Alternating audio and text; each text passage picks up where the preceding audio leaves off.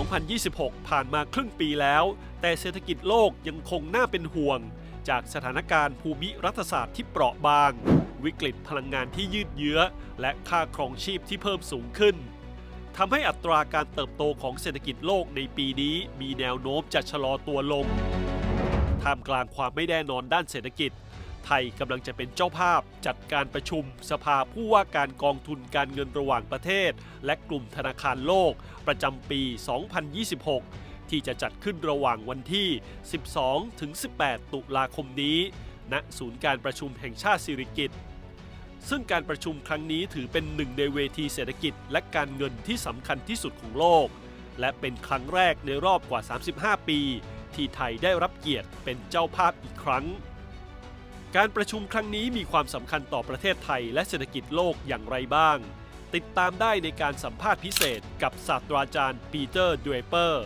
ผู้อำนวยการบริหารจากสถาบันการค้าระหว่างประเทศของมหาวิทยาลัยแอดิเลดประเทศออสเตรเลีย Hello, Professor Draper. Thank you for coming to TNN today. Thank you very much for having me on the show. Appreciate it. As we are in the middle of the year 2026 already, it's amazing how time flies. And there will be a World Bank and IMF meeting in Thailand in October. Do you expect to see any outcome or any strategy for the world economy for next year? So the meetings are interesting for a range of reasons. I think first and foremost for Thailand, it's an opportunity to put its story up in lights and show it to the world of international finance, really, because that's what those two institutions represent. So it's a very powerful forum. And the conversations obviously will focus on economic growth, macroeconomic trajectories, and I think a third very important part of the conversation that's bubbling under will be if and how the world can manage growing macroeconomic imbalances.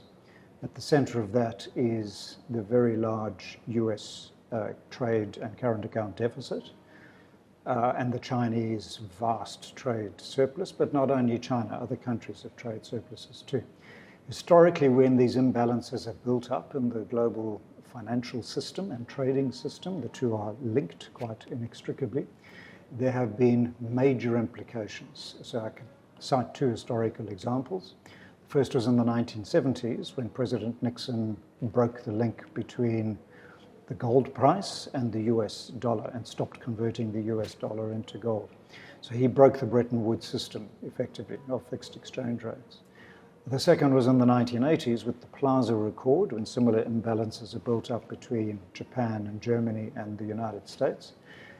Some say, certainly some Japanese scholars, that that Plaza Accord, which led to the strong yen, caused the Japanese 2 decades of deflation. For sure, the Chinese have learned that lesson. They don't want to repeat those mistakes. That's why fixing those problems now is so much more difficult because China doesn't want to change its economic model, and the US has determined that it has to force China to change. And this is the contest we're now in on a macroeconomic front, and trade tools are being deployed to fix the problem from a US point of view.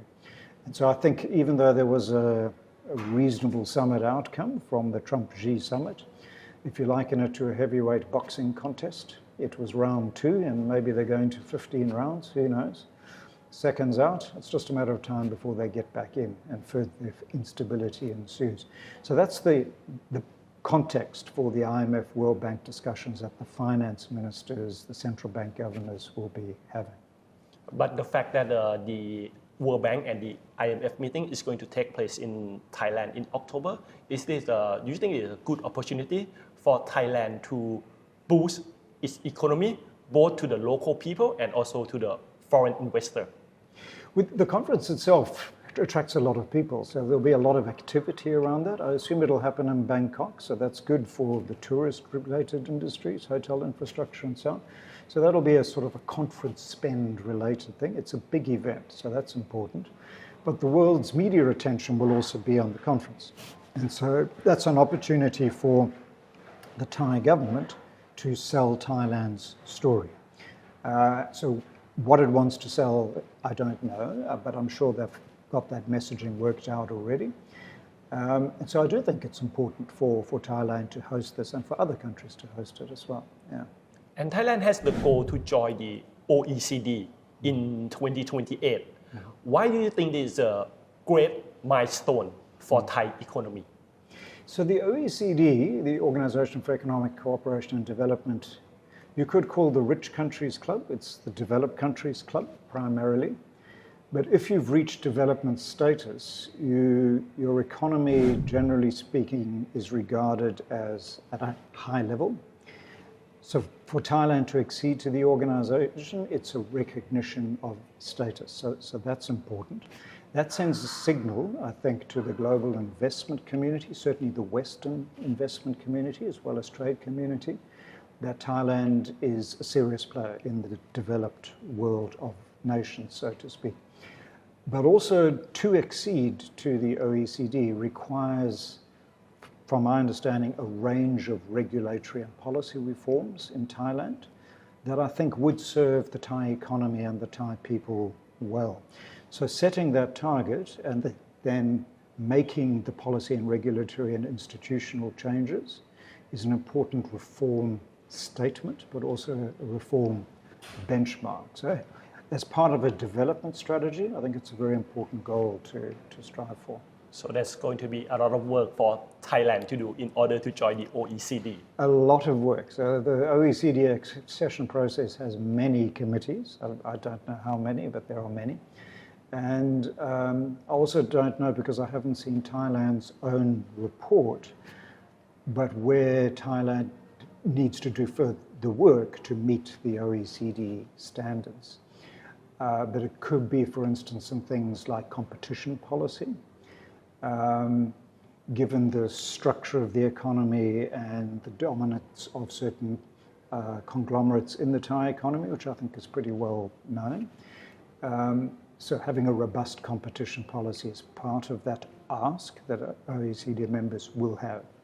And then the flip side of that is a concept called competitive neutrality, and thinking particularly about the role of state-owned enterprises in the economy, and you certainly do have some of those. And that basically they compete on a level playing field with the private sector. And so some reforms would have to be made there too. Yeah, and then the OECD also has very strong integrity provisions. So that requires a range of governance reforms, so transparency requirements, for instance, putting in place anti-corruption procedures. So it's quite a demanding process, but without going through those reforms and without OECD member countries effectively signing off that Thailand has met the bar, so to speak, it's inconceivable that Thailand would join the OECD. So that's, it's like a club, and the club members control access to the club, and you have to sign up to the rules or you're not joining the club. Similar to an a WTO accession process that some countries are still going through. Yeah. And we are looking forward for the World Bank and the IMF meeting in Bangkok in October this year. Thank you very much, Professor Draper, for talking with TNN World today. Thank you very much. Thank you. Appreciate it.